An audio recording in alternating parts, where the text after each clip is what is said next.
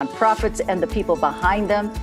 And we're discussing the intersection of the profit and nonprofit community, everyone who works to make Kansas City a great place to live, work, and play.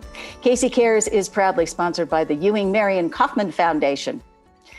When it comes to budget cuts, it seems like the arts are often the prime target on the chopping block, especially in the world of education.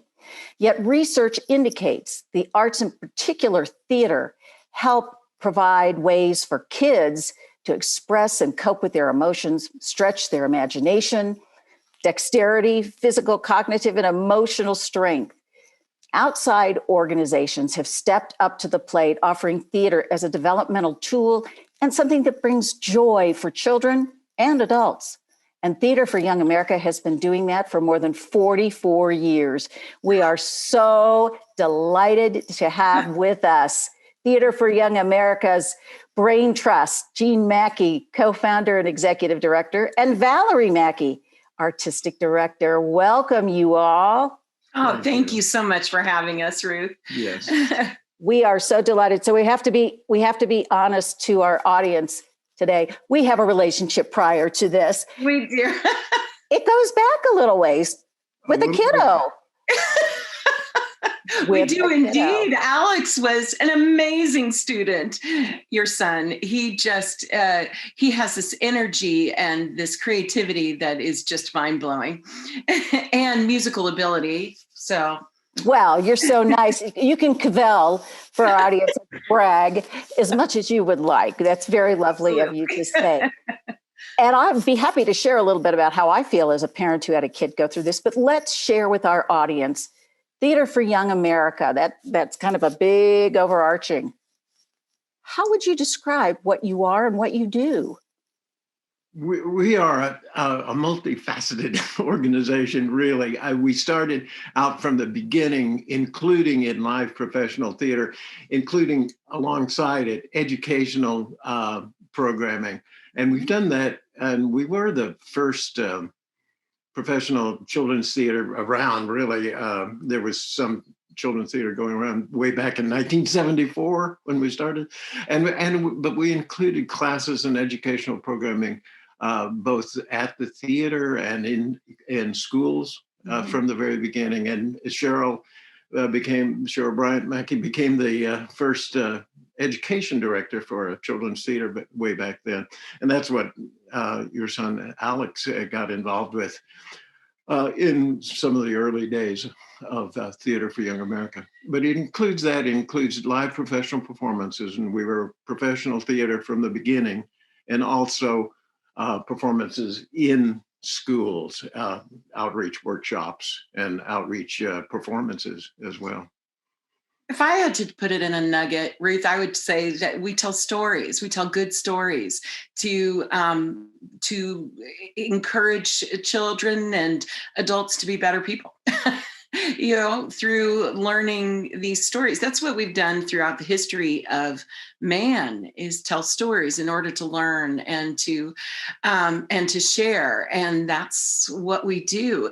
Even if we're doing it with students, them telling their own story or telling the beautiful stories that are the fabric of our world, or if we are, as the adult professionals, telling the story to kids. It's amazing how much they learn when they have that emotional response to what they're watching. History and just lessons of being a human in this world, even if the human happens to be a pig. Pigs are humans. Yeah, I was going to say there could be a lot positive to say about pigs. Yeah. Yes. Jean, I want to go back to those many years. Some of us don't think it's so long ago, right? Right. Seems like yesterday. In the 70s, when you mentioned Cheryl. Yes. Your wife. Yes. Who we couldn't fit in the shot, right? No. Right. We barely fit.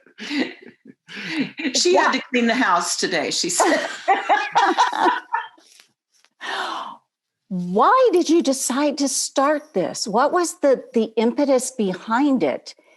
And then I want to talk about kind of your journey, because it's been a journey. Yeah, has been a journey, that's for sure. And I think it's typical of many startup theaters. They go through a long period of change and development, disaster and triumph, and finally coming out ahead. But we started it. We had all been in. I mentioned this earlier to you in Fort Worth, Texas, at the Casa Manana Playhouse, which was a year-round theater in the round. It was a geodesic dome designed by Buckminster Fuller. It's a famous theater down there. Oh, it's beautiful. Yeah. I grew up running around those halls and in the costume shop down there. and we had 3 years of doing only children's theater. I had some interest in children's theater in college, but not. Didn't think of myself as doing that. But I was sold once we had that job in Fort Worth, and we did it for a while. We left there to be closer to family and home, and we tried to work in New York for a while, and it was miserable for us. We lived in a basement apartment in Hoboken, New Jersey, and I tried to find work. I found a little teaching work. And no, there were only 3 people who spoke English in my school, and one of them wasn't the teacher. But but I loved it because I kind of had this kind of bilingual, beginning of my education, which was fun, And we loved New York City, and we loved New Jersey too. It was very. Oh yeah, but wonderful. I read an article. A guy wrote an article about instead of waiting around for a job in the theater, make your own opportunity, and that rang a bell to me. And so Kansas City was a place to go because I had a brother living there. But I want to tell you that this man, when he was in college, every summer he found his fellow classmates didn't have anything to do. So he'd open a theater every summer in order to employ these, college ne'er-do-wells, and they would do theater all summer. So this is a man who believes in that self-starting, and making what you believe in. So you have a history of it. He came to it with already a passion of creating jobs and creating a place for theater professionals to do what they do. Yeah, so that's something rewarding about starting a theater. You do get an opportunity to give other people some work, especially theater people who always need work. But coming to Kansas City made sense because of having family here. And my brother wrote to me and said, there are 5 dinner theaters in Kansas City right now. And there were back then. Why don't you come here? It's a theater town, Well, I had never thought of Kansas City that way, but we did it. And, we teamed up with the dinner theater people, Dennis Hennessy and Richard Carruthers, and they actually sponsored us for a while to perform in the old Waldo Astoria Dinner Playhouse. And we did that for a few years until we found the theater out in Overland Park. We took an old movie theater. This is part of our long journey. We moved from Waldo to Overland Park. Actually, we had a little stint at the Plaza Movie Theater. Remember that old movie theater? Yes. Oh my goodness, that was so much fun. Watching The Star is Born with Chris Christopherson and Barbra Streisand from behind, right out, because we'd be striking the and you realize I was young, but it was. Of course you were. Oh yes, thank you. Even I was fairly young. It was absolutely. It was a movie theater. So when we struck our sets, we were watching the movie from behind the screen. So it was strange. And then we, of course, found our home in Overland Park. Yeah. Which was a wonderful space. It was an old building, and now they've made it into quite a beautiful movie house. And as theaters do, finding that home, we went then to Mission Center Mall, and then we moved from there, and we actually moved down the street to another movie theater. I think we really like movie theaters. Yeah. All the world's a stage, and it's a stage, right? Right, exactly. But then I was working for Union Station and really felt like they wanted to draw families in there. And I said, well, that's what we do. So we did a little trial run, and now we've been there for, feels like forever. It's 16 years, I think. I didn't realize you'd been there quite that long. You keep jumping back. Now, if they ever build what was the Mission Mall back, I don't know. You have to kind of follow your path, right? Yeah, I guess so. It's right down the street from me, and I keep going, It's a nice place. No, we love Union Station. We'll stay there. I think there were two of the theaters that we performed at were torn down. One being Mission Mall was torn down. Well, and Waldo was torn down. So it's kind of sad. Get a little sad going by there. Yeah. So despite all this moving around, has that changed your mission and what you do? No, it didn't even really change our demographic. We've brought new kind of areas in, but yet some of our people who come to our shows have been coming since 1974. My grade school, C.A. Burke out in Hickman Mills or Ruskin Heights, they still come to every show. And a lot, we've got a strong base in Johnson County. And now we've got a big draw from the Northland as well, and Raytown. That's what is so great about Union Station. We kind of identified as a Kansas company, but, and the Coterie Theater, which is some of our best friends, of course, they are kind of right across the way. I called Jeff when we were moving into there, and I said, well, what do you think? But we have such a different kind of a focus. We got different programming. Yeah. And we always call each other about what we're doing to make sure we're kind of copacetic in what we are presenting. And he was, we felt like it was kind of made it more of a central area, that this is where you come for theater, for professional children's theater. Yeah. And, I think it builds an audience for both of us as long as we do good shows. And Valerie, you had mentioned, there's a difference for our listeners, viewers. What is that difference? How do you differentiate? Because some people would go, oh, well, Coterie does the same thing. Right. Well, we have always kind of skewed slightly to that really early childhood audience member. I definitely keep an eye out on the educational process and where they are. And so that we have... A lot of parents have a lot of confidence in what they come to, knowing that all of these things have been it's a safe and good storytelling for the younger child.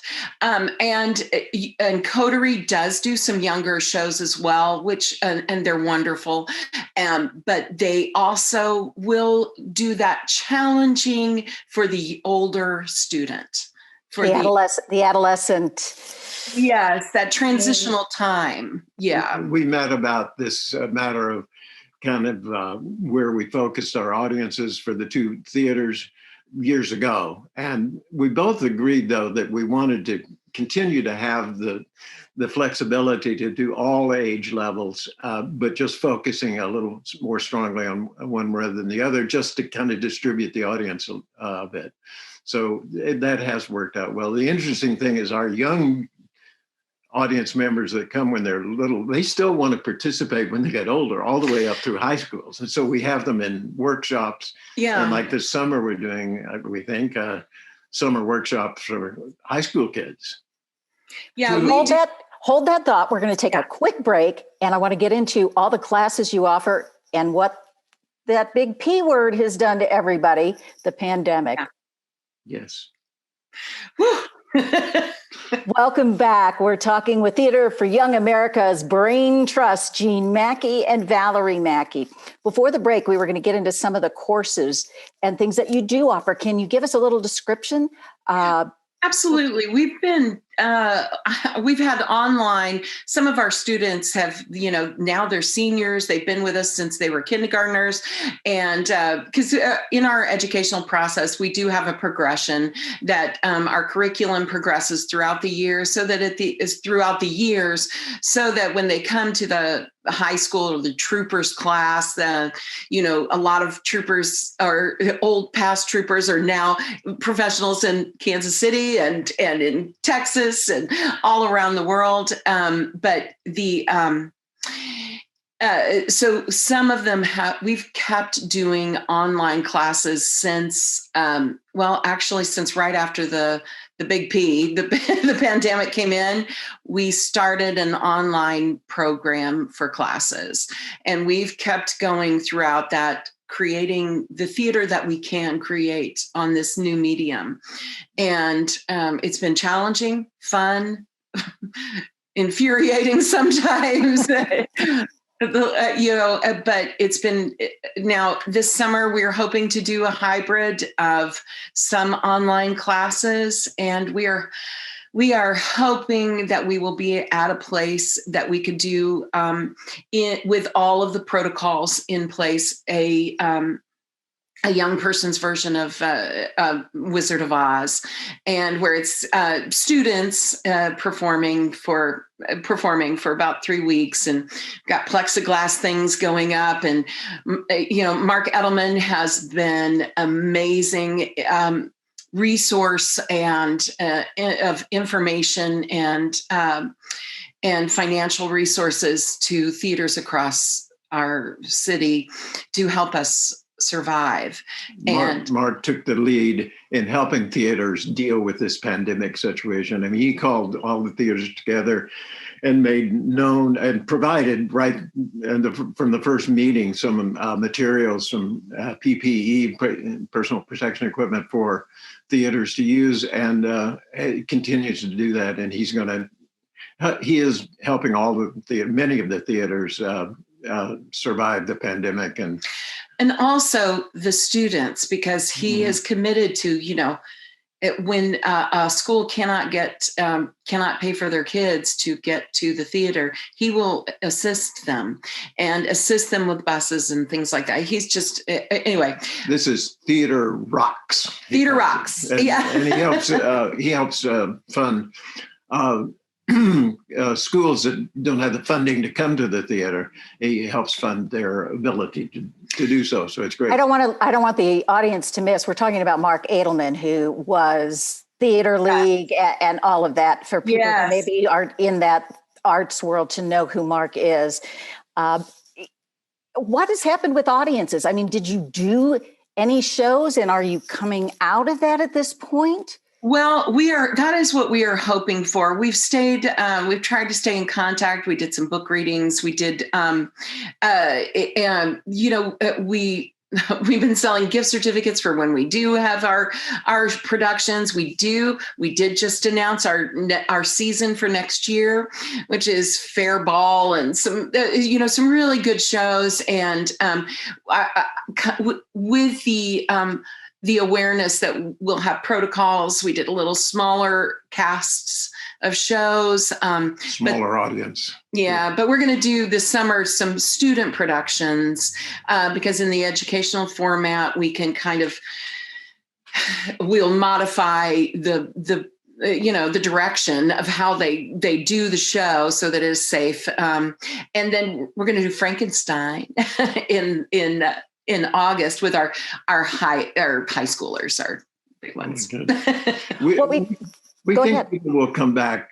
We get notices from people all the time that they're anxious for us to come back. I mean, everybody's going to be cautious about it, and it will be limited capacity of the theater, especially at the beginning of the season in October. But it seems like people understand. We've been closed since March 15th of 2020. So it's now over a year, but they know about us. And of course, we'll stay in touch with e-blast. Email will go out to everybody, and brochures and all of that. So Well, how lovely that people have stayed in touch with you. That's got to warm your heart as you're going through this very, very trying time. What we haven't talked about, you're doing this great arts education for kids. You've got classes, you have performances to see. Who are the people performing? Because I wanted to get into the opportunities that TYA offers.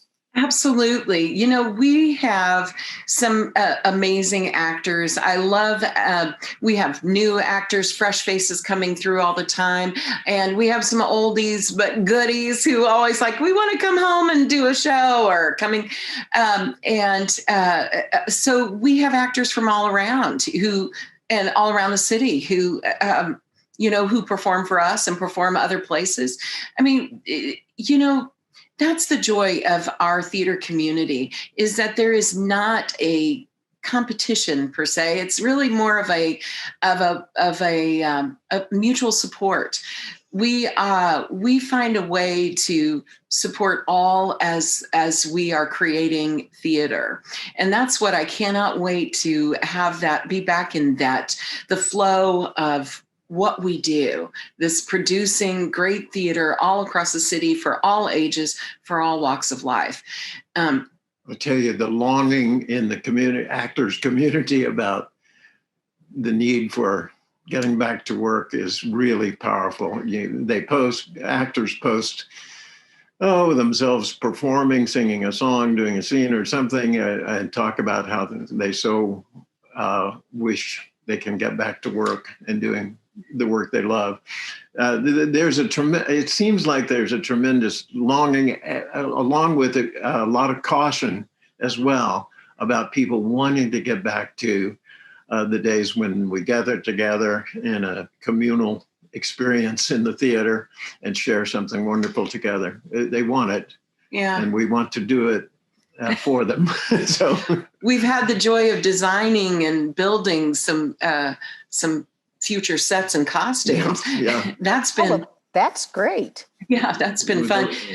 With a little help from some funding for, we were able to employ some of our staff to come back and build. We couldn't do any performances, so we built scenery. For our future show. For our future show. There's a pandemic positive, as I call it, a PP. Yes. Yeah. Yes, right, exactly. Yes, absolutely. Yeah. Well, as a performer for our audience, I do dabble in the theater. I can't tell you how great it's been to be on the sidelines, though, and watch friends over the years have an opportunity. And it seems like for some of those performers, it's even more joyful. Like they can kind of let it go because it's something, childish and imagination versus, I've got to go play Othello or some, heavier role. So as one of those sideline folks, thank you for, providing that opportunity. I wanted to ask you, how do you go about choosing your seasons? That's kind of always a fun time. Is we try to really diversify our smorgasbord of plays so that we have, male, female, different expressions of gender as the protagonists and stuff like that, and different time periods, different styles. We always have a couple animal shows in there too. We do. Variety is the key, because there are only the two professional children's theaters in town. So, we can only do so many plays, and having that variety, we have different historical periods, as you said, but also we do social issues. Sometimes we do biographical historical characters, sometimes along with, traditional fairy tales and old stories, and Anansi, the African Spider-Man that goes back to African tales and stuff. And stories. It's all about stories. And we have some great puppet theaters as well in Kansas City, and Lawrence has a great children's theater. I think we are a mecca of really wonderful entertainment for children, and we love being a part of that. And and really kind of that first few steps of putting children's theater into the hands of Kansas City audiences was this fellow right here. And he, and I have the joy of now bringing to life some of this wonderful theater that he's written. He and Cheryl Benj wrote all of these musicals, and Molly Jessup wrote a couple with him. So I always try to pick one or two of those because they're sheer joy to me. And I was going to say Danny Cox. And Danny Cox wrote is doing music for a couple of our shows, including one we're doing next year. Yeah, Fair Ball is great. What is, I guess, the overall lesson or takeaway from the Big P that you will use going forward? Make every story count. Make it be for some reason, not just to sell tickets, not just to, but to further the joy of being a human and connection. I've felt that draw that should be our constant message. We're a needy group of people in the world today, the entire world. Yeah.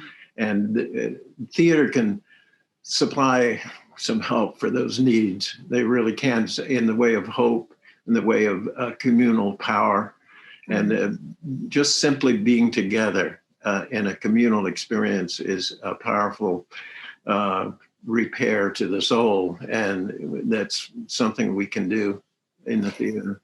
We started the conversation with how arts often is on the chopping block, and it's been a devastating year for arts.